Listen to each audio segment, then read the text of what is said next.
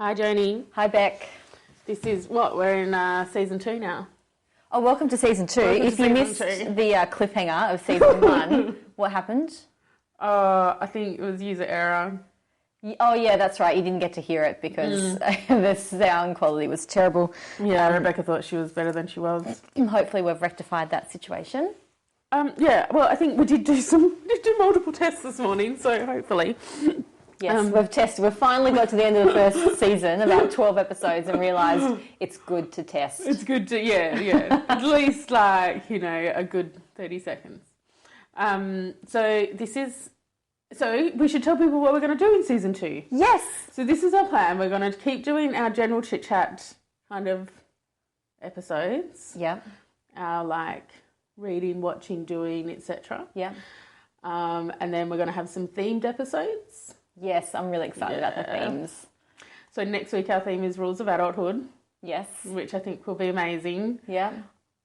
Just a, sneak peek preview. I have 4. I have none that I'm aware of, but I will try and think of something. I'll just live by your rules, actually. Oh, no, you want to. They're amazing. They're, top notch. Okay. And maybe another couple of interviews. I feel like they worked well last time. I enjoyed them. Yeah, they're fun, aren't they? Yeah. Yeah. Just kind of getting to know people and asking them some, deep questions. Yeah. Okay. Yeah. That sounds good. So to kick off today, I just kind of want to have a bit of a rant. Oh, my God, go. If that's okay. Go. I love rants. So I went to get coffees this morning because it was my turn. And this has happened to me a lot lately, and it's really annoying me.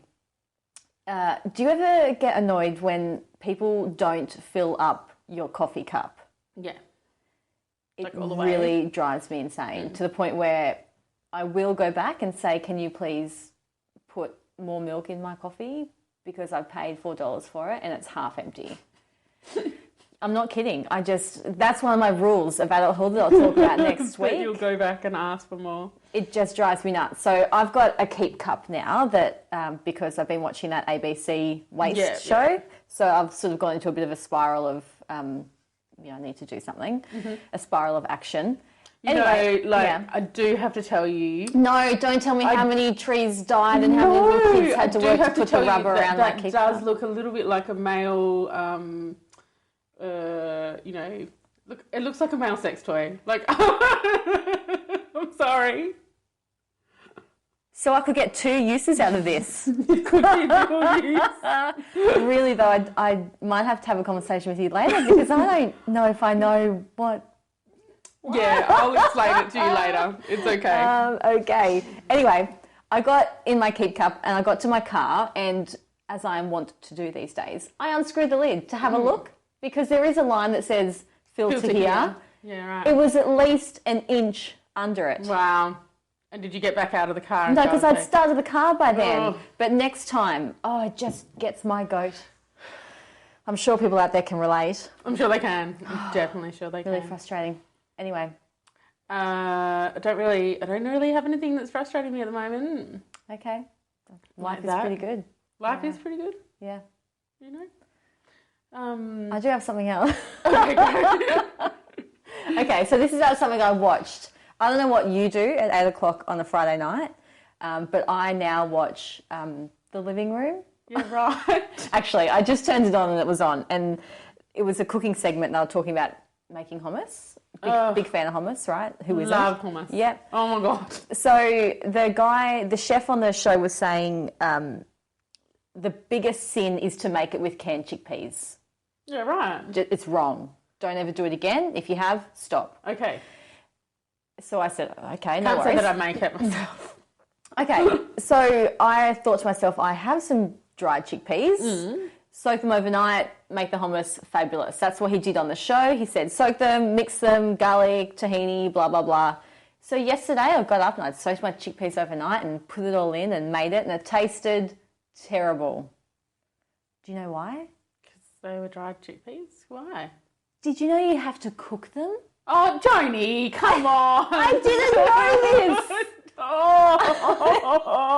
See, I'm failing at adulthood. Oh, my God. I didn't know that you had to soak them and then cook them. That's ridiculous. Have I ever told you about the story about my ex in following a UK recipe that called for a cup of peppers?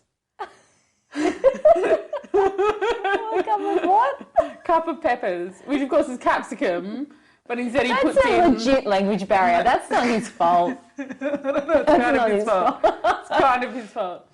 Another time it called for a litre of stock, so he poured a litre of stock powder into a container. Yeah, my brother's done that before. It just wasn't the brightest spark. Actually. But, I mean, if you're not familiar with this stuff, how would I know? He never said in his directions... Cook them after you soak them. I usually am pretty okay with this stuff, but I didn't know. But what were you going to do with these dried chickpeas, Joni? I had soaked them, so they were... But originally, when you brought them... you brought the dried chickpeas... I put them in the slow cooker for another recipe. Because you cooked them. But I didn't really... Yes, but I was more worried about cooking the lamb shanks, and I just threw the chickpeas in and assumed that they would absorb the water, kind of like if you had soaked them overnight. Right. Okay. Anyway, I've got more soaking, and then I'm going to boil them. I'm going to give it another crack. I'm going to... can't say I've been too good on the domestic front lately. Okay. After you painted your wall gold. Look, I painted my windowsill gold and it looks amazing. And then I painted a wall in my kitchen with blackboard paint.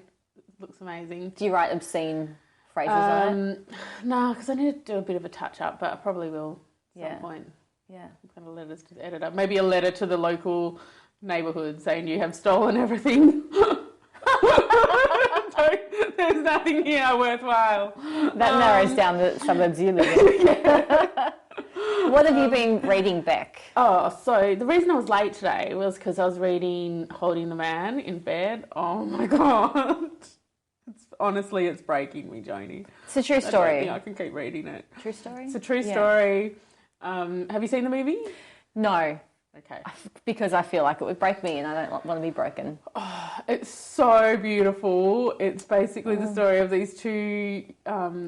it's the memoir of Tim Connergrave. Okay. And he's telling the story of how he fell in love as a young boy with the captain of his school's football team. And it's like their love story. And when's it set? Set in the 70s. Okay. So, the first few chapters are really about his kind of sexual awakening and all of that sort of thing. And that was just beautiful. You remember a couple of weeks ago I was talking about the Outlander series? It was in a Lost episode. No, you named the episode. It's not Lost anymore. Oh, really? Well, when you I think it was one of the weird episodes that we had to that we couldn't put out. Oh. So listeners may not know what I'm talking about. Okay. Outlander series is very, explicit. Thank you, Joni. Book, and it's about beautiful people, right? This book is very explicit, but it's beautiful because it's about people. Yeah. And the way that I don't know, maybe just gay guys are really good at writing about penis. Yeah. But it's the only book I've ever read that I've gone, wow, that's actually quite lovely. Yeah. Interesting. Okay, yeah. Yeah. So anyway, first few chapters were just like... is he writing about the guy that he's in love with? The sex scenes, or himself? Himself. And his own experience. And his own experiences, because there were multiple childhood experience, young adulthood experiences. Yeah. So while this guy is definitely the overarching kind of love of his life, he did have other experiences during that. So it's all about him exploring his sexuality, and it's just written in such a, I don't know, the language that he uses is just very raw and honest. Yeah. There's nothing photoshopped about it. Yeah. But because of that, it's more beautiful than any kind of broad-shouldered... shit we're being fed. Yeah, muscular, tanned kind of thing. Which really describes 0.5% of the population. Yeah. Yeah. So, I really enjoyed that bit. And then now it's kind of getting to the point where obviously No, if it's you not have obvious. any imagination about, I've got an idea of what might you know, gay men in the Yeah, 70s yeah. and early 80s, and like I know what's going to happen, Yeah. and I'm just reading it going, oh my God. Like, I don't think I can finish it. Yeah. Because I'm so caught up in this relationship. I kind of want to ask you about, but I don't want to... Spoilers. yeah, has he written anything else, or is this just don't his know. memoir? I Okay. don't know. Have you seen the movie? Good? We know what happens, yeah. No, I know. Yeah, I know yeah. what happens. Would you recommend, if I was to start somewhere, book or movie? I know it's a silly question. Oh, I don't know. I find that really difficult because Yeah? sometimes the movie is definitely the equal of the book. Oh, that's good then. Yeah. Okay. That's good. And the guy in it, the guy that plays the narrator, Yeah, who's he? He's well known, right? who was on that Pack to the Rafters. Which guy was he? Back to the Rafters. He was the one that came in a few seasons in, and he was like the I remember wayward seeing nephew or something. Oh, I didn't watch it then, but I remember seeing the preview and recognising the guy. Yeah. Was he good in it? Definitely, yeah. Okay. Like, I know now, telling you. yes. I know the one. I can see him in my mind. Yeah. And then, because it was on Netflix, and that... It's on Netflix. It was on Netflix. Holding the Man. Holding the Man. if I It's in their gay romance section. And honestly... Is there a gay romance section? Oh my God. Like, if you want to watch a good romance movie, I highly recommend the gay romance section of Netflix. Yeah. Like, they're really... They do it better than... I don't know what it is, Yeah. but, like, I get into that... I'm obviously a little bit emotional today, Joni. You don't have to make excuses to be emotional, Beck. It's okay. I'm kind of, like, half hormonal and half loved up. But, yeah, the gay romance section of Netflix makes me cry. There's a recommendation for everyone. If you've got Netflix, gay romance. Watch The Fourth Man. The Fourth Man, I've heard about that, but I haven't watched So it. sweet. It's like small town America, and he's like a mechanic, and he's got these 4 friends, and they all like play video games and drink beer and stuff. And then he comes out to them, and they like go out of their way to find him a boyfriend. Yeah. And they're just really accepting, and yeah, Cool. it's very sweet. I can really Can't only... believe that you didn't know about this section on Netflix. Well, that's because I only watch... I don't browse Netflix. I watch what I watch and I just keep watching it.